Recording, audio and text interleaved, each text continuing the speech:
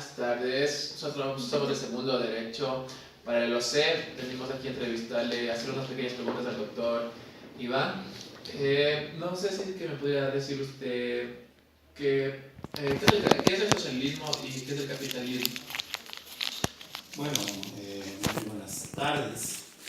Un saludo muy cordial. Ustedes tengo entendido que son estudiantes de la carrera de Derecho y estoy acá para contribuir en este trabajo que ustedes entiendo debe ser orientado por alguna docente que de alguna manera quiere innovar el conocimiento. Me decía usted que puedo dar a conocer sobre el socialismo y el capitalismo. Es un tema muy importante.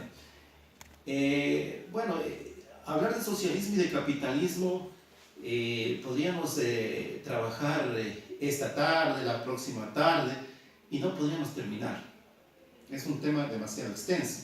Lo que voy a tratar es de dar a conocer ciertos aspectos o características generales de estas dos orientaciones filosóficas o sociológicas en el mundo. El socialismo, vamos a empezar por el socialismo. El socialismo tiene una base fundamental caracterizada por la comunidad social, por el bien común. Uno de los fundadores y representantes cuya tendencia socialista, no solamente en América Latina, sino en el mundo, se lo conoce como el gran pensador Carlos Marx. Pero en sí, ¿cuál es la característica esencial del socialismo? La misma palabra es socialismo. ¿Sí? Todo orienta a la práctica del bien común, todo orienta al desarrollo equitativo, igualitario. Eso orienta esa tendencia socialista. Una tendencia socialista que arranca su connotación, reitero, precisamente desde cuando aparece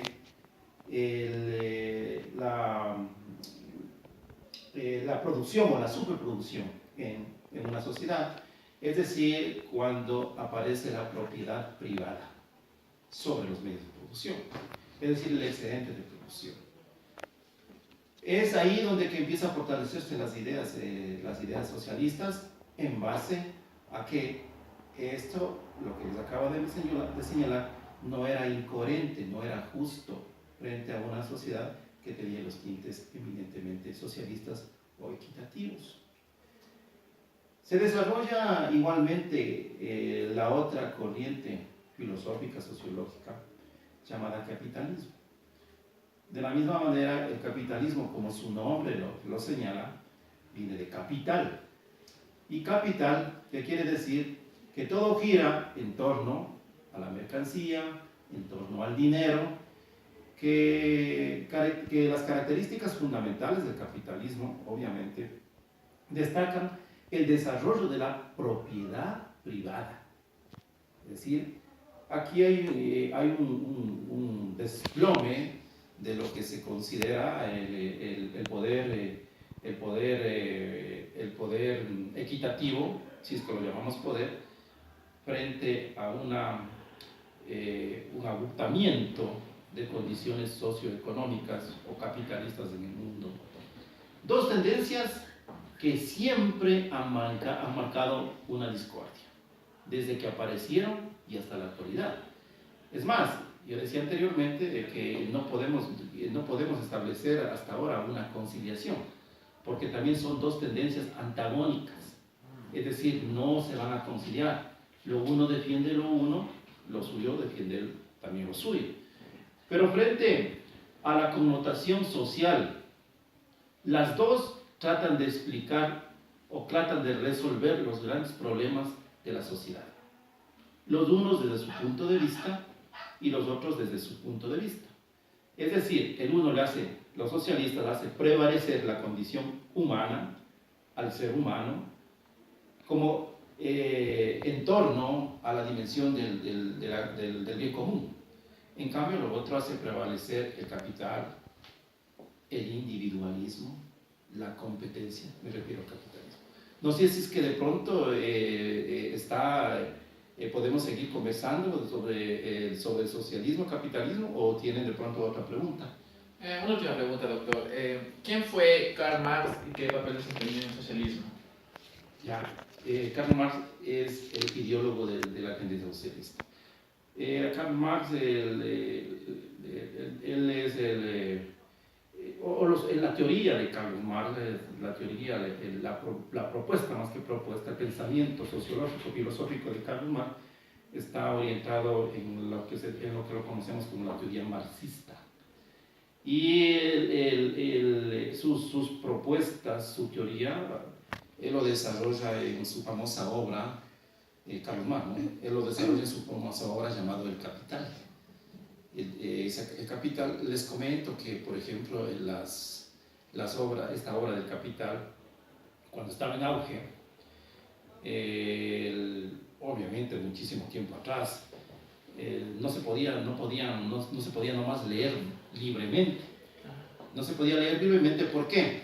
Porque se pensaba que quienes leen la obra de Karl Marx o quienes asimilan el pensamiento de Karl Marx se vuelven liberales, se vuelven revolucionarios, que se vuelven quienes en las universidades, en los centros de educación, empiezan a sacudir, empiezan a darse cuenta de que las cosas no son así, empiezan a armar ciertas situaciones y condiciones, a veces que hasta cierto punto racionales, en cuanto al desequilibrio social, buscando la igualdad.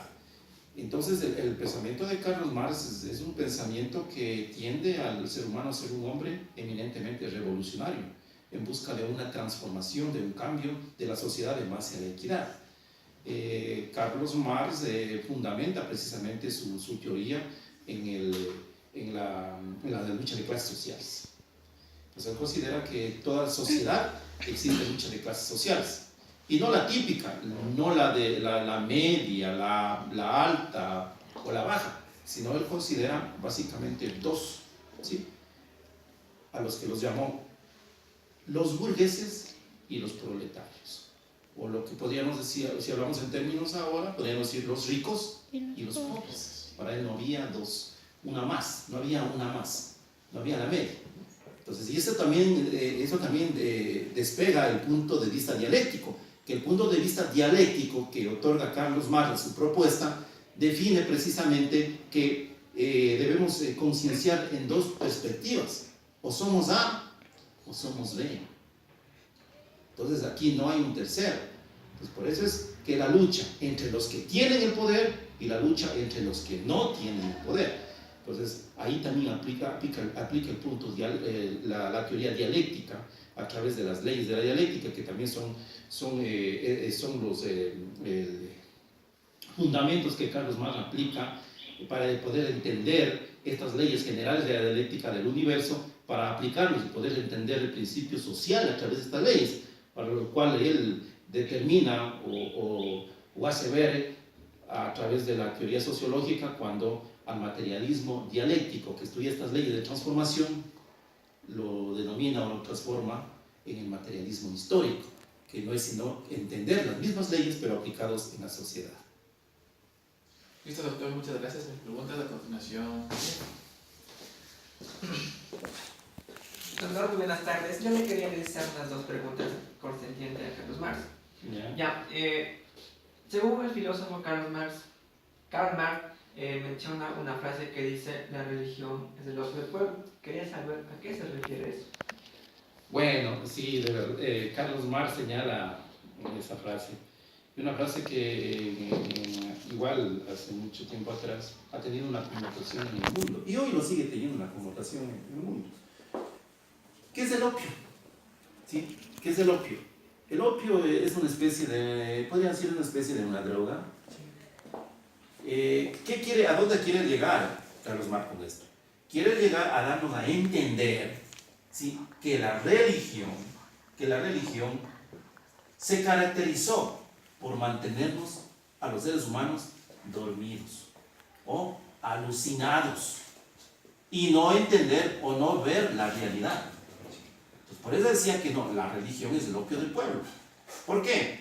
Porque, como decía anteriormente en la pregunta que decía el señor estudiante, a la sociedad, o en una sociedad, en un Estado, no les interesaba que sus miembros, los ciudadanos, piensen de una manera distinta a la de quienes controlaban la sociedad o quienes controlan el Estado.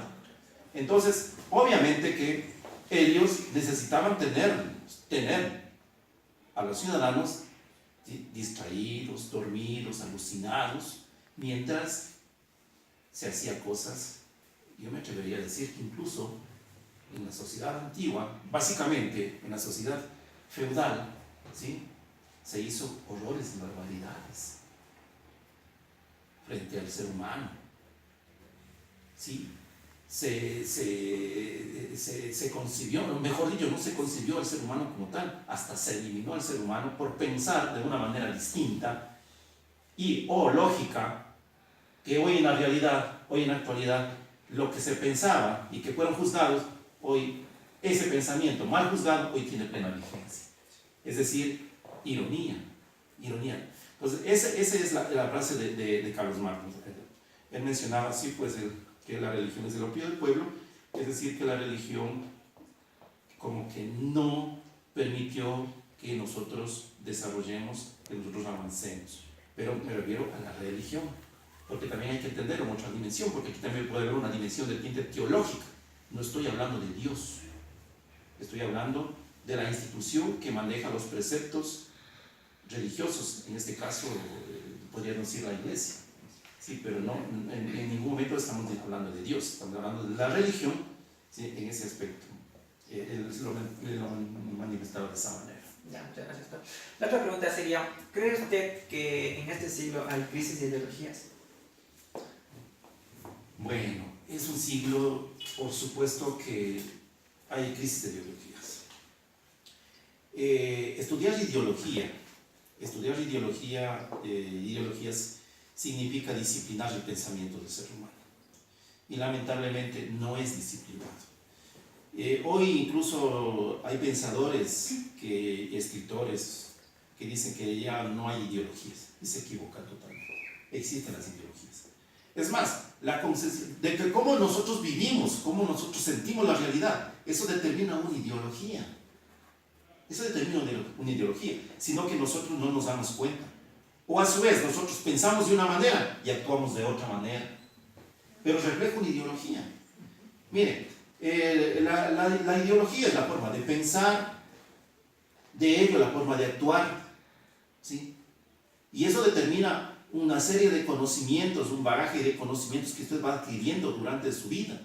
Pero que si en su vida, usted ha sido fruto de una injusticia social o de una incoherencia social, eso determina de que su pensamiento va a ser distinto a quien otro estudiante de su misma característica, pero en cambio tuvo equilibrio económico, por así decirlo. No sufrió en la universidad de situaciones económicas. Tuvo todas las condiciones para poder desarrollar en la universidad. Entonces el pensamiento de esa persona va a ser distinto al pensamiento al cual usted entregó y se sacrificó por una carrera. Eso también forma parte de una verdadera ideología, ¿saben cómo pensamos? Pero más allá de ello, precisamente las ideologías fortalecen las dos concepciones que anteriormente hemos manifestado. O sea, una ideología de tinte eminentemente capitalista y una ideología de tinte eminentemente socialista.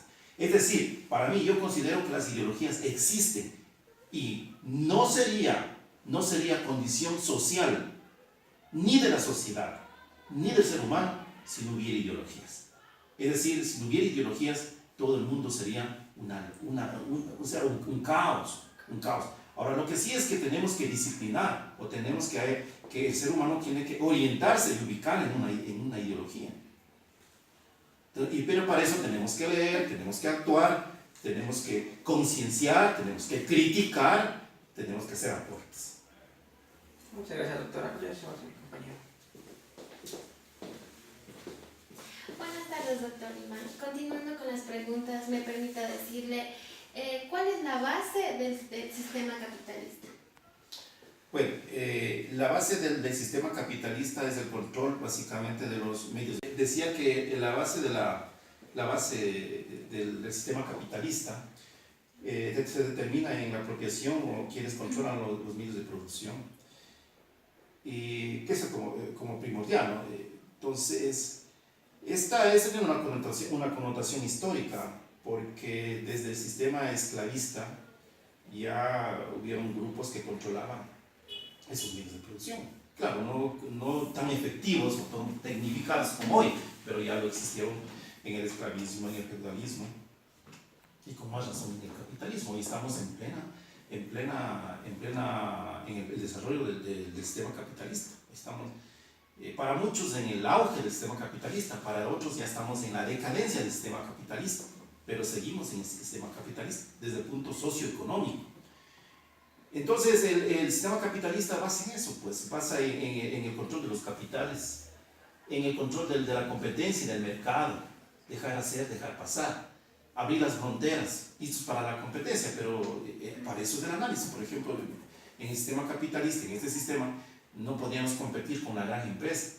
Por ejemplo, nosotros, el Ecuador, no puede competir con la gran empresa porque las condiciones son desiguales. ¿Ya? Entonces, esas son las desventajas. Que tenemos también ventajas, por ejemplo, el mismo hecho de la globalización dentro de la tecnología, por ejemplo, porque todos podemos conocer. Y la verdad es universal, y el conocimiento es universal. Entonces el capitalismo basa en el capital, basa en el control de los medios de producción, en la propiedad privada, en la abundancia del poder, en el control no solamente económico, también en el control político. En el control político, porque igual los políticos, para llegar a establecer su control, necesariamente tienen que utilizar estrategias, y esas estrategias no son equitativas frente al común de la gente, porque para ser político o para llegar a ostentar un cargo político se necesita necesariamente tener una considerable actividad económica, o tener, en otras palabras, dinero. Pero básicamente el capital busca eso y genera hoy lo que es la competencia, genera lo que es el individualismo, genera lo que es el solo yo, y en el capitalismo no hablamos de solidaridad, porque en el capitalismo, bueno, vamos a competir y el que gana, listo, es uno, pero ¿y el resto? Muchísimas gracias. Otra pregunta, doctor. ¿Podría mencionarme los tipos del socialismo? Bueno, hay socialismo, el socialismo se ha determinado según las características. Por ejemplo, tenemos un socialismo que se desarrolló en la Edad Antigua, un socialismo que se desarrolló en la Edad Media, un socialismo que se desarrolló en la Edad Moderna, ¿sí? Incluso podemos hablar de un socialismo que tiene características de una sociedad postmoderna, incluso, o sea, que decimos a la de hoy. Entonces, el socialismo, por ejemplo, hoy, el socialismo que más se escucha y se ha hecho el análisis crítico es el famoso socialismo siglo XXI. Entonces, ese socialismo es el que hoy en la actualidad muchos están hablando de ello y que determina ciertas características, pero que en sí, en general, lo que cambia son los escenarios. Los escenarios, es decir, como les menciono, de acuerdo a eso, los escenarios responden o están de acuerdo al proceso histórico de la sociedad. O sea, el socialismo en la antigüedad, socialismo en la Edad Media, socialismo moderno, y podríamos hablar de un socialismo del siglo XXI. Ya. Que vivir en un estado donde todo sería igual sería una buena idea, refiriéndonos a la idea socialista. A ver, una muy buena pregunta. Si consideramos el socialismo desde esa perspectiva, bueno, yo creo que a quién no va a gustar vivir en paz, con condiciones igualitarias, ¿no es cierto? Obviamente que nos gustaría. Pero la historia también nos ha demostrado, por ejemplo, el socialismo en Europa, el socialismo en China, el socialismo en América Latina, no ha consolidado, no se ha consolidado. Y no se ha consolidado porque precisamente el socialismo tiene un nivel más alto para establecerse como tal. Y el nivel más alto, el que le sigue al socialismo, es el comunismo. ¿Sí? Y el comunismo no es sino la dictadura del proletariado. Es decir, para llegar a la dictadura del proletariado se tiene que pasar por el socialismo. Pero el socialismo ya abre los espacios para la dictadura del proletariado. ¿Y qué tal? Llegamos a una dictadura. Es decir, si estamos en una dictadura, hoy, en una dictadura del capital, del capitalista, del empresario, pasamos al socialismo. Estamos bien, bien común, equitativo, hasta ahí. Pero llegará un momento en que también se transforma en dictadura del proletariado. Es decir, esa persona que no tuvo, ¿sí? o esa persona de estratos sociales bajos, va a llegar, obviamente es líder, pero va a llegar a consolidarse en el poder y no va a querer dejar el poder. Se transforma en dictador, ¿sí? En una dictadura. Entonces, dictadura quiere decir, aquí hacemos esto y no más. Entonces, son dos situaciones que a veces no asimilamos, ¿no? Y también es un punto de debate. O sea, en el socialismo, buenísimo como teoría vivir, pero en la práctica ya hay ciertos rezagos comunistas. Y frente a esos rezagos comunistas, por ejemplo, yo no estoy de acuerdo. Ya. Otra pregunta seguramente. ¿Qué diferencia hay entre el socialismo y el capitalismo? Bueno, ya decía, la primera pregunta tiene mucho que ver, pero la diferencia son los distintos enfoques. El uno tiene un enfoque eminentemente social, socialismo, y el otro tiene un enfoque eminentemente comercial. El uno genera el individualismo, me refiero al capitalismo, y el otro genera el sentido social humanitario, ¿sí? El capitalismo tiende a la competencia, tiende a fortalecer el poder. El socialismo tiende a compartir el poder. Son básicamente las tres características que se podría establecer en una diferenciación de las dos concepciones filosóficas sociológicas que siempre están enfrentándose. Socialismo, capitalismo, que filosóficamente también dependen o vienen de dos concepciones, que la una se le conoce como el materialismo y la otra se le conoce como el idealismo. Ya, Víctor, muchas dos preguntas. La primera es, sabemos que el socialismo del siglo XXI empezó a ser una amenaza para todos los países en sí. ¿Qué piensa usted? ¿Cuál es la manera en cómo influye el socialismo en el siglo XXI? Bueno, amenaza para ciertos países o ciertas concepciones o ciertos sectores de la humanidad. Para ellos sí, amenaza, pero para otros sectores que también representan espacios sociales muy importantes en el mundo, no es una amenaza, sino más bien es una fortaleza. Es decir, el socialismo siglo XXI como que vino a cambiar la realidad que muchos no consideraban. El socialismo siglo XXI es una condición, hablemos de una revisión del socialismo adaptando a la realidad. Por eso el socialismo siglo XXI. Entonces, el momento de adaptar a la realidad toma características actuales o vigentes. Yo me atrevería a decir que incluso toma características ciertas del mismo capitalismo y le adapta. Porque dice, no, el socialismo anterior ya no, está caduco, ahora cogeremos cierta característica central que sería equidad, igualdad, pero llamémoslo socialismo siglo XXI.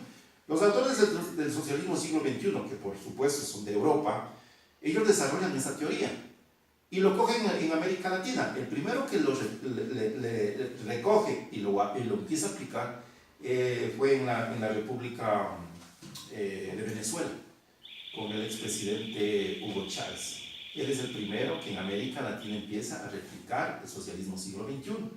Y luego, el orientado, le siguieron países como Bolivia, como Evo Morales, el mismo Brasil, Argentina, Ecuador también, con esa tendencia del siglo XXI. Entonces, ¿qué es lo que pasaba en el mundo? En el mundo veían si el socialismo como que ya estaba cayendo, como que el socialismo se decaía, como incluso muchos llegaban a decir, ya desapareció el socialismo, pero resulta que luego surge, pero con otra caracterización, socialismo siglo XXI, y empieza a dar un nuevo enfoque en la sociedad, y que impactó en la sociedad. Por eso es que esos presidentes con esa tendencia de socialismo del siglo XXI proponen en sus territorios y ganan elecciones. Y consolidan en América Latina especialmente esa tendencia de socialismo del siglo XXI. Pero ¿qué pasa hoy?